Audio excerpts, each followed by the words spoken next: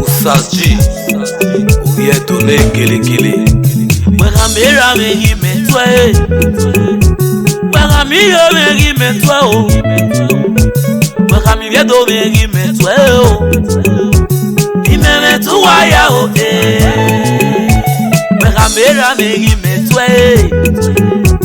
mera mi yo meri metwe o, mera mi viedo meri metwe o, imeme tu waya o me waregi metwe wata mi yeregi metwe o waka mi viedo meri metwe o imene tu waya o idatu abare no kiedo e ware di second Esewi me wedo oye no yutete no gelu esama obi odo de nu e wa mwete Uga to aye, uyo pero mo ya tuke, oba no wa mose, Esewi me wedo, yaro ayure udade, wega mera meri metwe, wega mi yo meri metwe o, wega mi viedo meri metwe o, imeme tu waya o mera meri metwe waka mi yo meri metwe o waka mi viedo meri metwe o imeme tu waya o adega na wume bobe ana we ni mesunu ye mani kwa wi obo Victor meno vie bosele okudu ebi menoka o usun pa we kiwo Lawo nu re ye miamia emiami yo ni magbaze obudu ebi no ka emiami yo ni magbaze eni yo bowe egese pe menfo wetu awo hanime tu owo ni me his glory mere ni ye iyere ne kwale mi no tonia opo ne kwale mi no to onya do na bi o Ebo wenige o, same ne baba ko ne baba yakwe. O warama o, unwego kono arie e osie. Okona gatalo, mami eso wasaga. Enu ya tolo wayi, ona ye pe roke baba. Okudu wewi menoka o baba la oko, la nu galelu nu agbo. Wela nu gata menya enako ake mike beri eke Go Father Osahenoma Esewi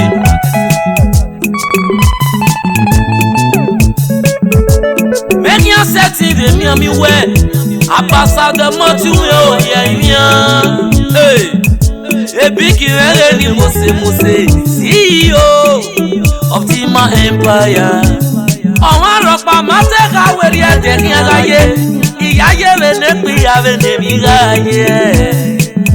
èmi ìyàwó fi wòrí ẹ̀nẹ̀ ìgbà bẹ̀rẹ̀ wẹ́ fi kìlọ̀ ẹ̀kọ́ ìrárí ẹ̀nìyàn mẹ́ ẹ̀kọ́ ìrárí ẹ̀nìyàn mẹ́ ọ̀wọ́n ló sáwọ́ ẹsẹ̀ náà ẹ̀rú wẹ̀kí mẹ́mà yẹ̀rẹ̀ mi àmì òbí yú ẹni Comrade David mẹ́rẹ̀ náà dàsẹ́ wẹ́pà àgárí àwẹ̀bò Maki o ame teme, iro nuwa mena o, nuwa rame ba. Tupaki no mo, enu ya mudia no bi yuena. Eri o sakien ya wo wenwe,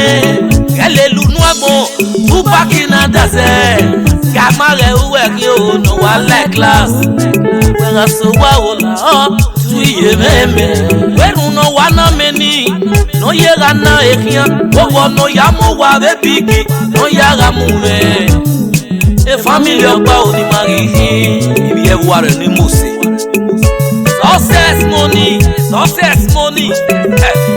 success money o we ba so wasi anu kiana we yo gbo me onu na eke nuna we meme no enu we ya we meme na yo sakin ya ro e mu we ga gugu we ri mosa Wega tweki wegi mosa success imegene mose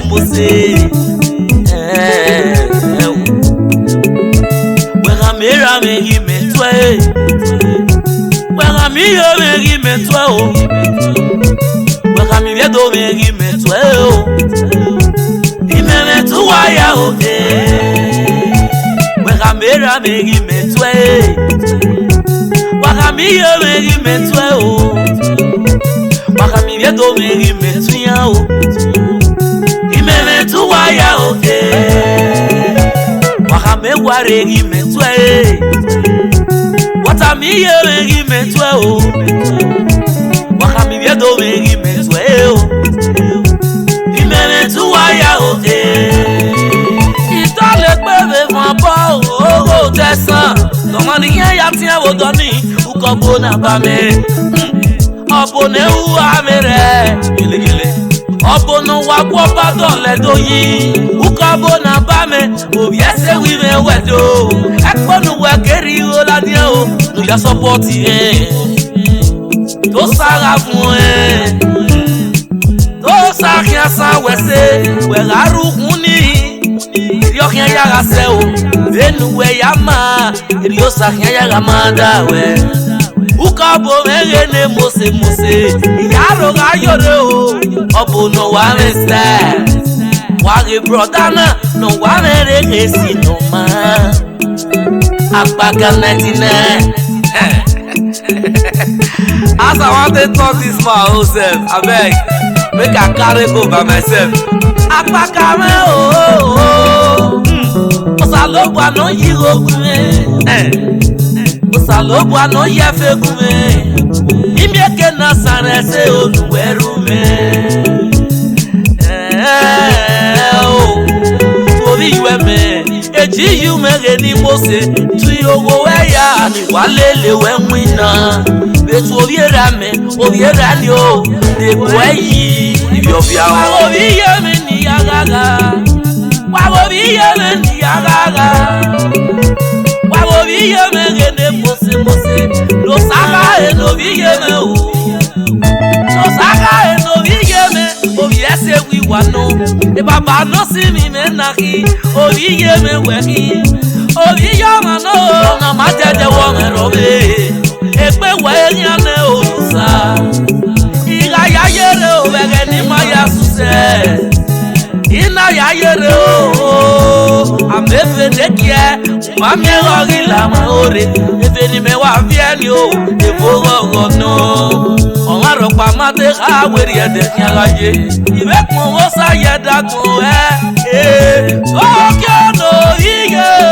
Tokyo Oyomo bude Ejamini oye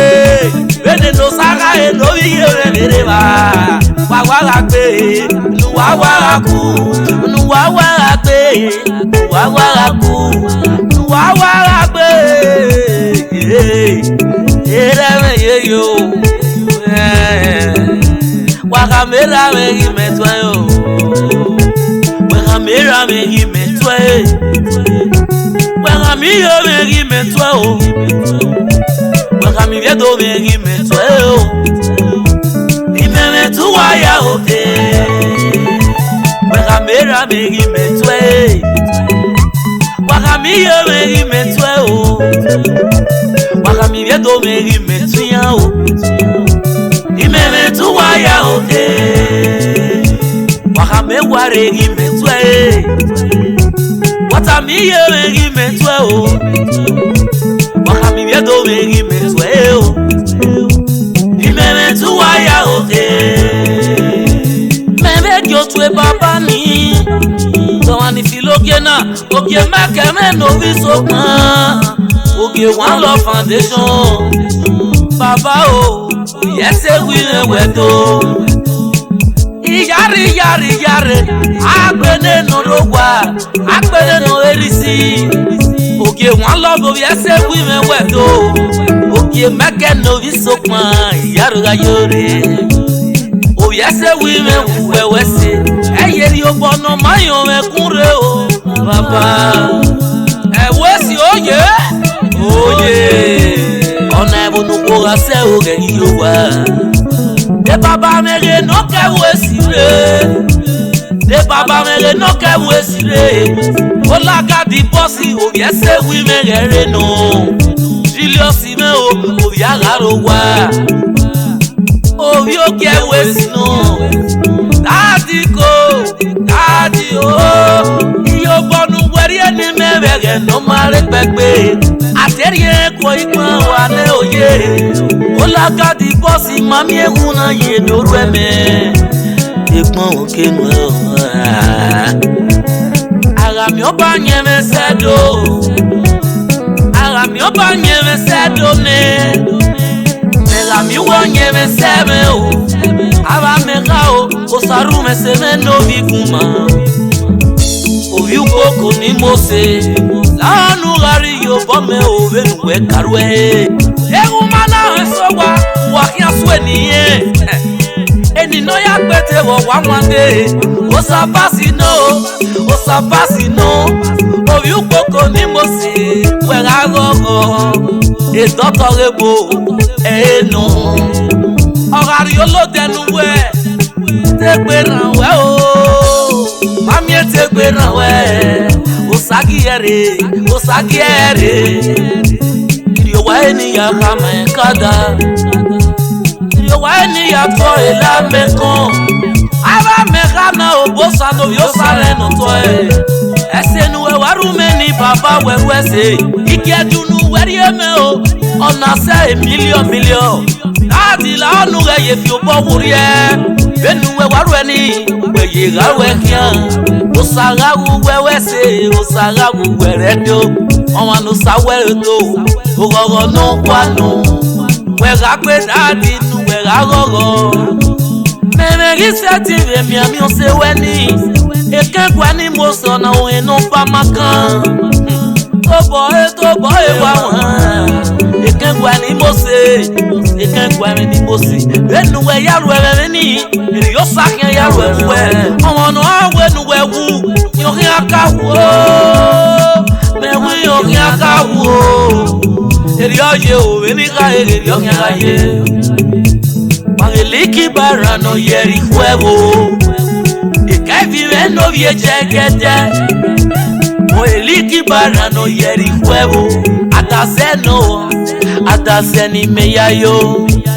Esewi me uwewese Ukenu welele medona Bege no mare pepe Tuwe kia mioma No kia wewo wenwe Bege nu yati Bege nu yati o bege we yati tu rien bien moi o no rien we mudia kuwe we ramera me imetwe we ramira me imetwe o we ramira do me imetwe o imeme tu waya o we ramera me imetwe we ramira me imetwe o we ramira do me imetwe o imeme tu waya o wakame ware imetwe watami yere imetwe o wakami biedo me imetwe o imeme tu waya o make your tu weni amu nonya osemege ni mosime o osuyi 1 billion Osewe oge no 1 billion ene severe benu we ya lele mekuna o 1 billion mewe ekoja deri ni averia ya brother oge afe ko aye gbe rin averio papa o igo no rewe bo tokian pa ubuwe aba mekana opa mege ni mose eke na eni no eni walage iyo bonu eri mewege no ma pepe na weru ese rame noke o titi mege no mo o yesa no re nepe ere na ri okia wi yo bona idade eke oke wi yo bono wonia ara mi enu ame beni ako origele fieware ine ona se ni me na kunwe ona ozeni mena ye were osalobwa tokiaga mudianu wekia mesi wana no idi ogwani yalo ye wani ma esweni eko ware kwipe o sagrado ya gbogbo la ogun me kamia kumeta mi ako weni are kwipe idi ogware o eni bie eri aye o wa ya wa wara pe o wa wara gogo eri aye o wa wara pe o wa wara gogo eri aye o Salama Esewi dio ya done gele wana masoni are senu wa be dobe agaya o no ma re pe